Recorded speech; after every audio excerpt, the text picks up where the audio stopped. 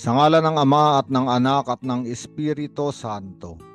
Panginoon, isugo mo ang iyong espiritu at pagpanibaguhin mo ang muka ng aming mundo. Ang mabuting balita sa araw na ito ay mula kay San Lucas Kapitulo 1, versikulo 39 hanggang 56. Sa araw na ito ay ating ipinagdiriwang ang kapistahan ng pagdalaw ng Birheng Maria sa kanyang pinsang si Elizabeth. At alam natin na ito ay nangyari sapagkat ito ang sinabi ng anghel kay Maria na ang baog na si Elizabeth ay nagdalang tao dahil sa biyaya ng Diyos.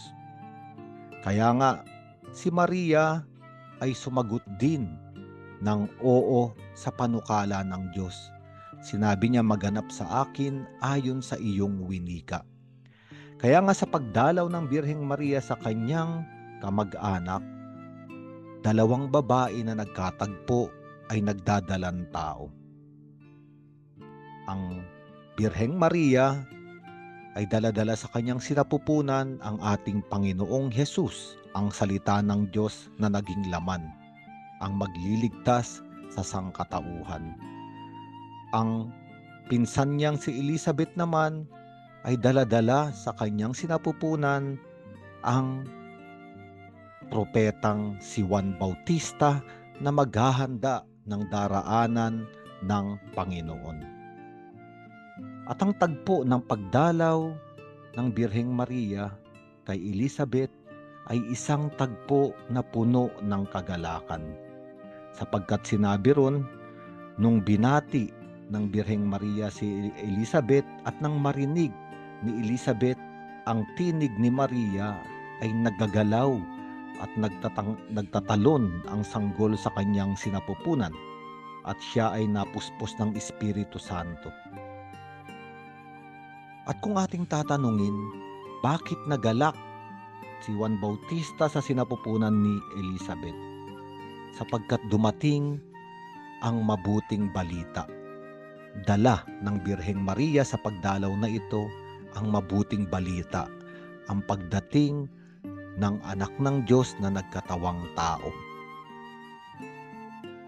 At kung ating susuriin, ang mabuting balitang ito ay nag-aanyaya rin sa ating lahat.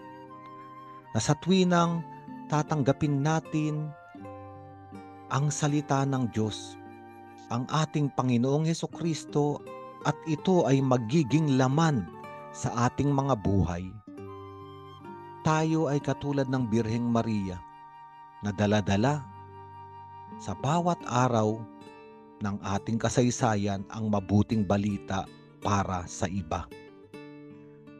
At katulad ng karanasan sa ebanghelyo na ito, ang mabuting balita ay tuwinang nagdadala ng kagalakan. At ang mga tao ay naghihintay ng ganitong uri ng kagalakan upang ang kanilang mga espiritong nalulumbay, nalulungkot, mga kaluluwang sugatan, mga pusong wasak ay tumalon sa kagalakan. Ang sandaigdigan ay naghihintay sa mga taong magdadala kay Hesukristo sa kanila. At ang pagdalaw ng Birheng Maria ay isang misyon, paanyaya sa ating lahat, na dalhin ang ating Panginoong Hesukristo sa mga taong naghihintay ng mabuting balita. Ito ay isang kagalakan. Ang araw na ito ay isang malaking kapistahan, sapagkat bago pa dinalaw ng Birheng Maria si Elizabeth at bago pa natin dalhin si Hesukristo sa mga ibang mga tao, ang Diyos ang unang dumalaw sa atin. Ang Diyos ang unang dumalaw sa sanlibutang nababalot ng dilim at kasalanan. Dinalaw niya tayo para wasakin ang kapangyarihan ng kasamaan. Bigyan tayo ng kaligtasan at ibalik tayo sa wangis at larawan ng lumikha sa atin, ang Diyos na nasa kalangitan. Sa araw na ito, ating alalahanin kung paanong dumating si Jesucristo sa ating buhay.